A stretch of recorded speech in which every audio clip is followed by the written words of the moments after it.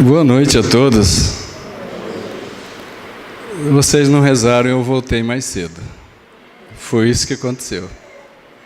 O que o Maurício falou aí é porque não rezou. Diz que quando a gente não reza, essas coisas acontecem, né? Que nós sejamos dignos das bênçãos de Jesus, que derrama sobre todas as nossas cabeças, de encarnados e desencarnados.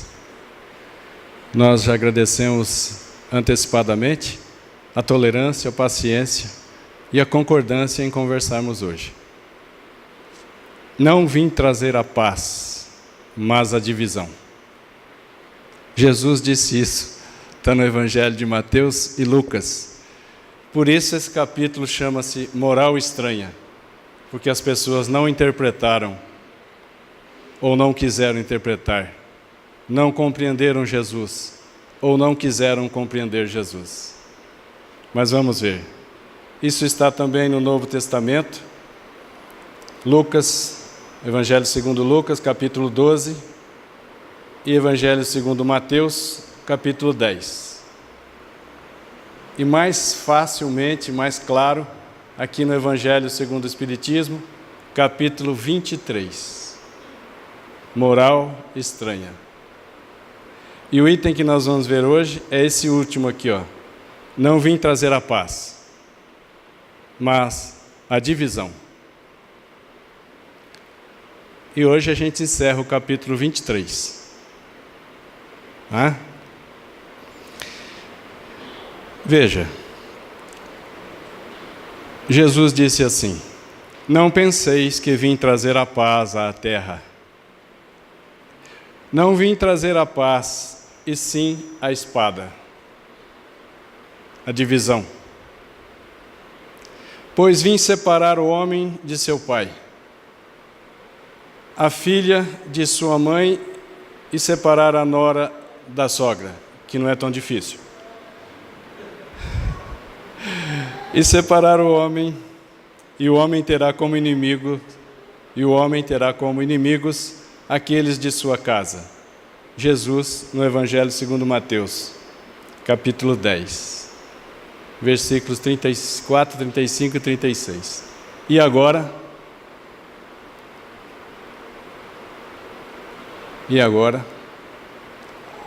Jesus não escreveu nada. Os apóstolos, os discípulos é que escreveram depois que Jesus foi crucificado. Os apóstolos fizeram anotações à mão, depois fizeram cópias e depois fizeram traduções. Jesus falava uma linguagem pobre, que era o aramaico e o dialeto siríaco. Mas não é isso. Não é nada disso. Então a gente poderia perguntar: Jesus, que é a personificação da doçura, como acabou de dizer o Rogério, doce Jesus. Jesus, que é a personificação do amor. O amor resume tudo o que Jesus veio nos ensinar. Então tem blasfêmia nessas palavras? Não vim trazer a paz, mas a divisão? Ou tem contradições nisso? Não tem blasfêmia, porque foi Jesus quem disse. Não tem contradições. Jesus sabia que trazer a lei de Deus, trazer a lei de amor, num ambiente tão selvagem, tão primitivo, de 2000 anos atrás, a lei de Deus, a lei de amor, não seria aceita com facilidade, porque ia de encontro a interesses econômicos dos fariseus, interesses econômicos dos doutores da lei, dos sacerdotes, interesses econômicos daqueles que escravizavam as pessoas, que consideravam uns melhores que os outros, e Jesus veio mostrar que somos iguais. Daí a perseguição a Jesus.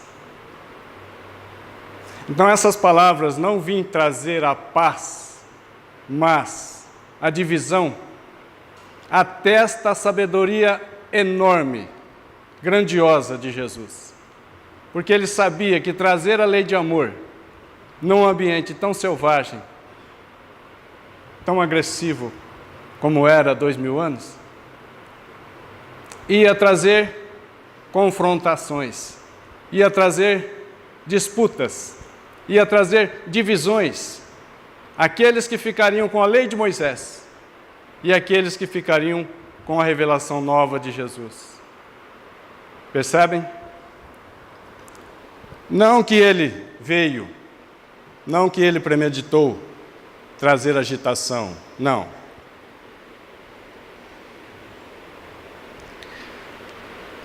Não que Jesus seja um agitador, não. Mas, na sua imensa sabedoria, ele já sabia as consequências de trazer a lei de amor num local onde ela ainda é pouco aceita. Com isso, ocorreu divisões. E com isso ocorreu perseguições. Jesus vem no momento em que o paganismo estava gasto. Já usava-se o paganismo, mas não como crença, como interesses. Interesses econômicos e interesses políticos somados. Quando ele vem, ele sabia que haveria divisões, que numa casa, se houver 5 pessoas, 3 ficariam contra 2 e 2 contra 3. E foi isso que aconteceu. Lembra-se do apóstolo, do doutor da lei, melhor começando, lembra-se do doutor da lei, Saulo de Tarso, perseguindo os cristãos? Até antes disso, o próprio Cristo foi perseguido, foi julgado às pressas à noite e foi condenado à crucificação. Os sacerdotes, os doutores da lei, pensavam que matando o homem, Jesus, eliminaria a ideia nova, a boa nova, a lei de amor. Mas isso não aconteceu, porque a lei que Jesus trazia era verdade, verdadeira, e persiste até hoje. Então, ele previa que haveria agitação, que haveria divisões e perseguições. Ele mesmo foi perseguido e crucificado. Depois, Saulo de Tarso, um dos doutores da lei, um fariseu, perseguia e matava cristãos, até que ele se converte, como nós sabemos, na estrada de Damasco e passa a usar o nome de Paulo, que é o apóstolo Paulo, que é o São Paulo. E o próprio Paulo, quando vai na sua casa tentar convencer seu pai de sangue, o seu pai o expulsa de lá, porque naquele lar só cabia aqueles que seguissem a lei de Moisés. Veja que a divisão se estabeleceu também no lar, na casa do próprio Paulo de Tarso. E ele foi expulso e deserdado. Nem por isso ele deixou de cumprir a missão de caridade, de bondade, de divulgação da boa nova, do cristianismo, da lei de amor, da lei de Deus. Também houve perseguição, ou perseguições, dos cristãos que eram levados nos circos, que servia de espetáculo para aquela grande massa de assistentes, onde as pessoas que se declaravam cristão eram queimadas vivas ou colocadas como alimento de leões. Percebem? Então veja, Jesus sabia que precisava trazer a lei de Deus na terra, que precisava restabelecer o reino de Deus. Mas Jesus, sendo médico das almas, Jesus traz o remédio, mas o remédio, temporariamente, provisoriamente, causa convulsão, para remover os males, para curar os pacientes. Então, essa divisão é passageira, temporária, transitória, porque na terra há de se estabelecer o reino de Deus. É isso que Jesus veio fazer. Percebem?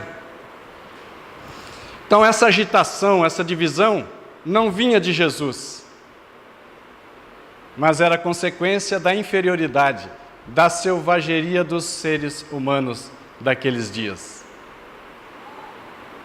Por isso que ele diz, não vim trazer a paz.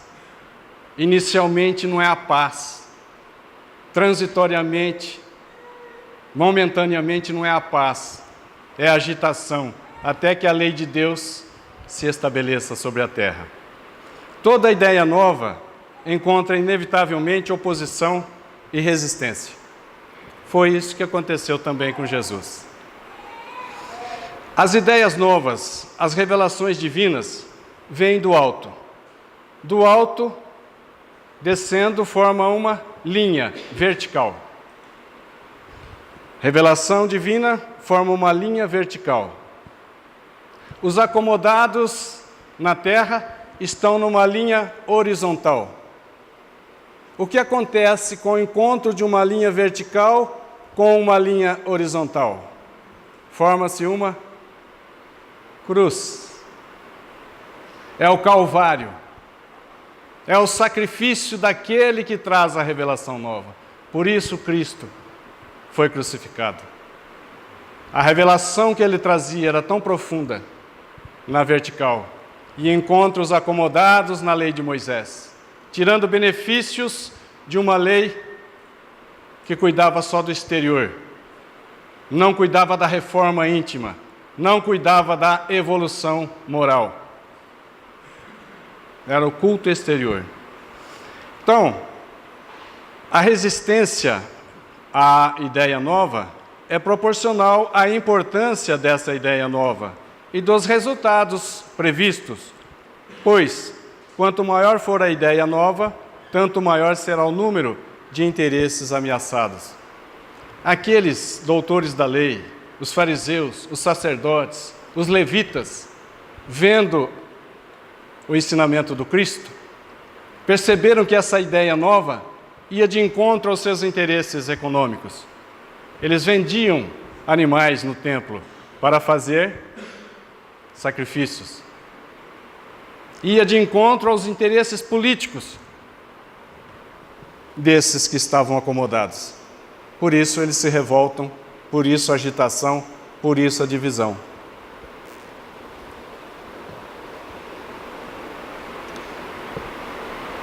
Como é que a gente mede a importância de uma ideia nova? No tanto de resistência que oferecem a ela. No tanto de ódio, de rancor, de raiva que se tem à ideia nova. O quanto ela apresenta dessa aversão, dessa intolerância para com os adversários.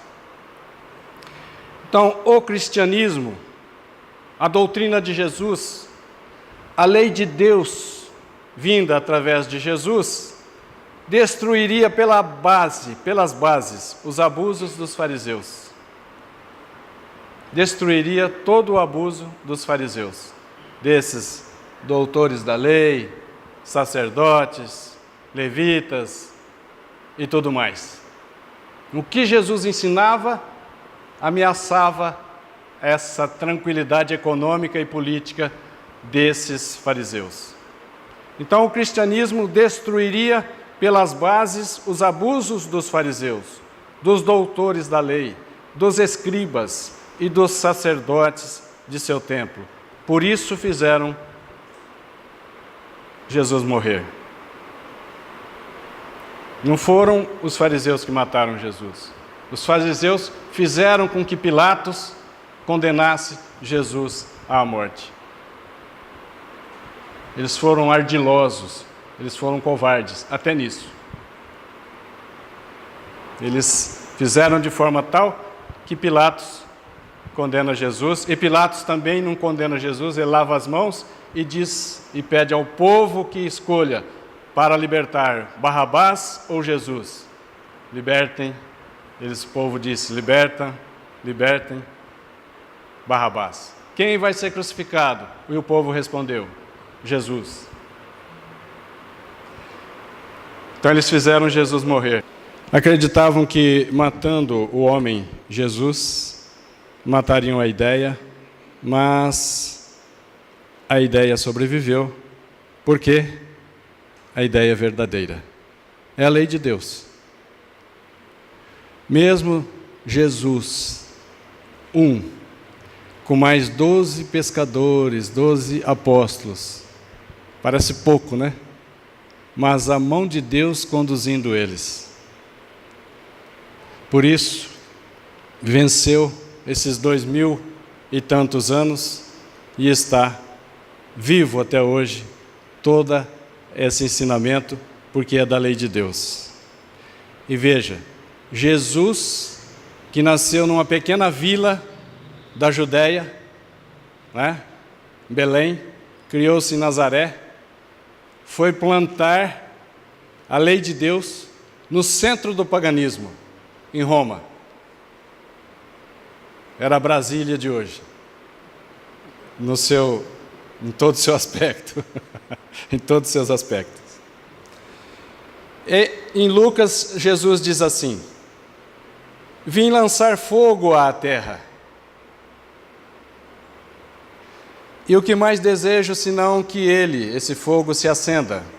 Devo ser batizado com um batismo, e quão grande é minha angústia até que ele se cumpra. O batismo do sacrifício, o batismo da crucificação. Jesus sabia que ele iria à cruz.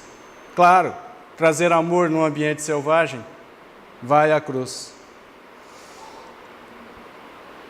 E aí a gente viu que, quando ele diz, vim trazer fogo, lançar fogo sobre a terra, não que ele desejasse as perseguições, mas as perseguições foram inevitáveis, porque foram contra os interesses dos grandiosos. E daí surgiram, inclusive, guerras. Porque no começo os cristãos foram perseguidos, depois se estabilizou. E os cristãos passaram a perseguir outros, como os maometanos. E aí surgiram as guerras, entre aspas, santas. Nunca vi guerra santa, não existe. Em torno de 1200, no ano 1200, guerras santas. Santas inquisições, em que se eu não gostasse do Sérgio, eu ia lá na diretoria e avisava, e eles prendiam o Sérgio e eliminavam ele. Santa Inquisição. Então veja, que daí surgiu toda essa perseguição, todas essas guerras fraticidas, cruéis, pior do que todas as guerras políticas. As piores guerras sobre a terra foram as guerras religiosas. Percebe? Continuamos, Lucas anotou o que Jesus disse. Acreditais que vim trazer a paz na terra? Não, eu vos asseguro, mas, pelo contrário, venho trazer a divisão. Pois, de hoje em diante, se encontrarem 5 pessoas em uma casa, ficarão umas contra as outras, 3 contra 2, e 2 contra 3. O pai ficará contra o filho ficará contra o pai. Lembra Paulo e Saulo de Tarso? Ou Paulo de Tarso depois? Seu pai ficou contra. Pai contra o filho contra o pai. Por quê? Porque Saulo se tornou um cristão. E o pai de Saulo não aceitou. A mãe contra a filha, e a filha contra a mãe. A sogra contra a nora, e a nora contra a sogra. Até hoje tem, né? essa parte. Jesus, no Evangelho segundo Lucas, capítulo 12. Então vamos pegar um resumo aqui. Não vim trazer a paz, mas a divisão. Não vim trazer a paz, mas a divisão. Não significa desordem e confusão semeadas por Jesus. Não. Não, Jesus não fez desordem e confusão. Ele era a doçura, o amor. Então, não vim trazer a paz, mas a divisão não significa desordem e confusão semeadas por Jesus, mas a confusão, o mal, viria da imperfeição dos seres humanos e não de Jesus. Percebem? Jesus veio trazer amor e não guerra. Não vim trazer a paz, mas a divisão significa cóleras, conflitos, dificuldades para aceitar a lei de amor. Rebeldia, revolta para aceitar a lei de Deus, que Jesus é o portador, que Jesus trouxe a lei de Deus, que é uma lei universal, válida em Mirandópolis, no Brasil todo, em qualquer ponto do universo. Não vim trazer a paz, mas a divisão. Significa cóleras, conflitos, dificuldades para aceitar a lei de amor. E essa também é uma luta atual do Espiritismo.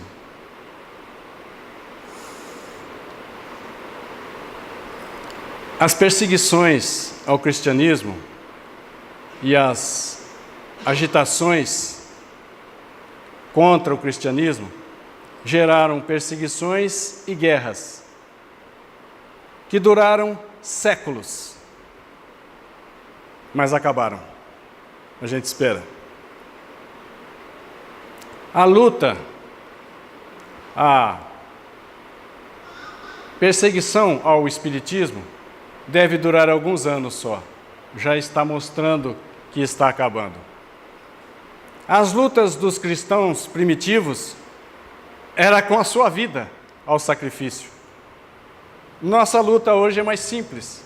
É uma luta moral, é uma luta de egoísmo que as pessoas aí fora apresentam conosco.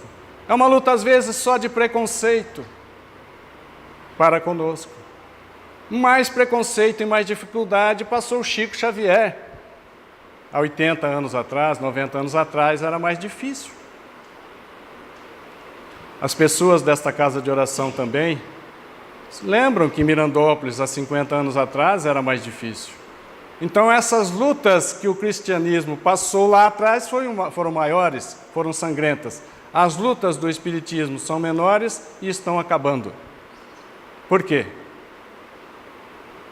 Porque o foco, quando vem a lei de Moisés, a primeira revelação, é um foco único, que se divulga, que se propaga de um ponto através de Moisés. O foco de Cristo era um foco localizado, que se propagava através dele e dos apóstolos. Lembrando que toda a revelação divina sobre o planeta Terra é planejada, preparada, presidida por Jesus. Todas. Percebem? Então, vem Jesus também na sua revelação. Depois vem a terceira revelação, o Espiritismo, que também foi perseguido. Que as obras de Allan Kardec foram queimadas em praça pública, com o objetivo de eliminar aquela ideia nova, que é o Espiritismo. Mas como é uma ideia verdadeira, persiste, prevalece, está até hoje. Percebem isso também? Por isso, é luta atual do Espiritismo. Então veja, o Espiritismo não é só religião, é filosofia. E na filosofia do Espiritismo nós vamos caminhando, deixando para trás o politeísmo, a crença em vários deuses, para acreditar num Deus único, monoteísmo. E mais à frente, caminhando juntos, nós vamos perceber, através da filosofia espírita, o monismo. Deus em todos os lugares, Deus em todos nós. Deus imanente, que é infinito e transborda, transcende. Deus transcendente. Além de estar em cada um de nós, Deus está além de nós. O Espiritismo é também ciência. Ciência de como se comunicar com os espíritos. Ciência da mediunidade, dessas correntes de pensamentos.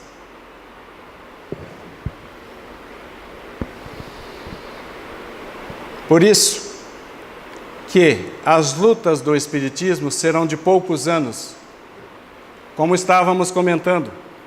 Moisés, um ponto, uma divulgação. O Cristo, uma divulgação dele com os apóstolos. E o Espiritismo não está localizado.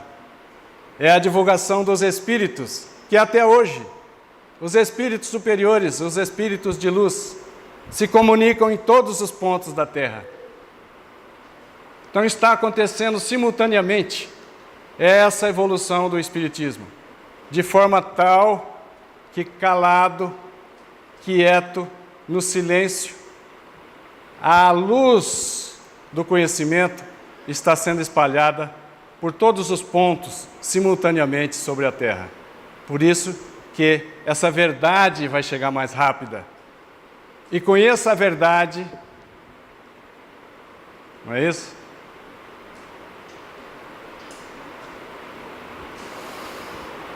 Busque a verdade, conheça a verdade, conhecerás a ti mesmo. Por isso, em resumo rápido, as 3 revelações: Moisés, o Cristo e o Espiritismo. Moisés, há 1500 anos antes de Cristo, então mais ou menos há 3500 anos atrás. O Cristo, nós zeramos o calendário. Foi um acontecimento tão importante, o nascimento de Jesus de Nazaré, que nós zeramos o calendário. É o ano 0.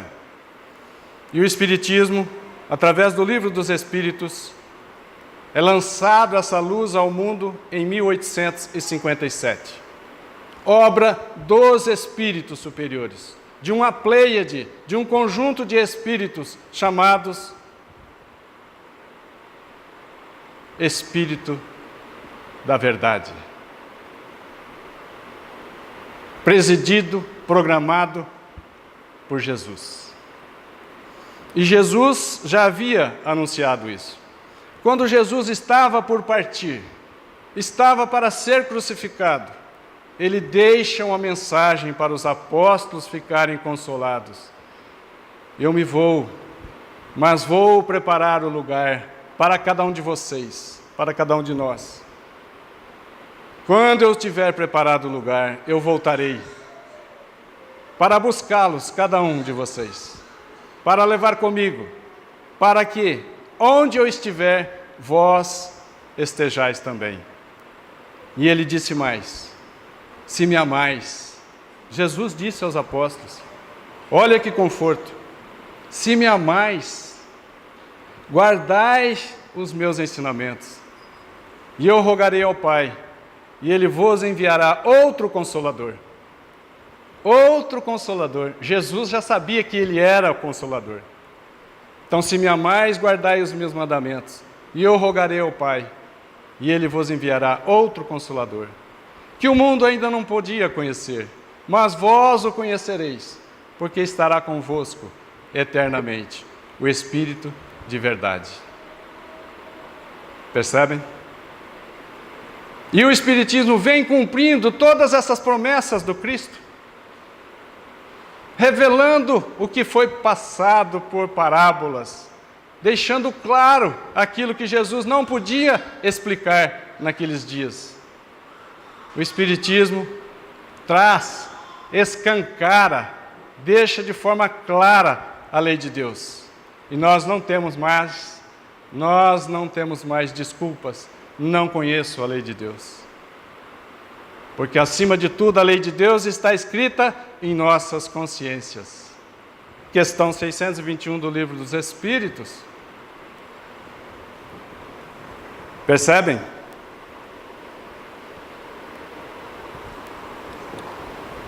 Cada revelação dessa, cada nova ideia dessas três, foram recebidas com pauladas, com recusas, com ameaças, com perseguições, com divisões. Ainda hoje, divide-se um lar entre pessoas espíritas e pessoas não espíritas. Ou não é verdade? Por isso o Espiritismo também poderia dizer: não vim trazer a paz, mas a divisão. A divisão daqueles que já compreendem, que já têm olhos de ver, que já têm ouvidos de ouvir a reencarnação, que é uma lei biológica, inevitável. Contra fatos não se tem argumentos. A reencarnação é uma realidade. Graças a Deus, nós vamos nos reencontrar com aqueles que amamos, que convivemos, e vamos reencontrar, isso não sei se é uma notícia boa para vocês, vocês vão me reencontrar no plano espiritual. Se num rezário eu apareci antes, fica aí, rezem para que a gente... Isso tudo, essas três revelações aconteceram por evolução moral, por conscientização. À medida que nós compreendemos, as revelações novas vieram. Tudo isso está nas obras. O que eu vou revelar para vocês agora, e eu gostaria de dividir com vocês, é uma opinião minha. Eu posso dar uma opinião minha? Não tem valor, é só opinião minha. A quarta revelação, Pietro Baldi, e a sua obra de 24 volumes, mais de 10.000 páginas, ditada por Francisco de Assis e sua voz. Ele não identifica, ele não quer identificar a sua voz, mas em muitos trechos da obra, a sua voz é a voz de Jesus de Nazaré, ditando a obra. Então está aí as 4 revelações. Eu pus a data de 1931, porque nessa data, Pietro Baldi inicia a grande síntese, que é o Evangelho da ciência. Ou seja, todos aqueles que não foram ao reino dos céus por amor, agora têm a oportunidade de usar a ferramenta da inteligência, já que a atualidade elege a ciência como uma ferramenta muito poderosa. Então, nessa obra, Jesus utiliza a ferramenta da inteligência para buscar nós outros que ficamos para trás. Muito obrigado, muita paz, muito obrigado pelo carinho, pela tolerância de cada um de vocês. Tem recados da diretoria?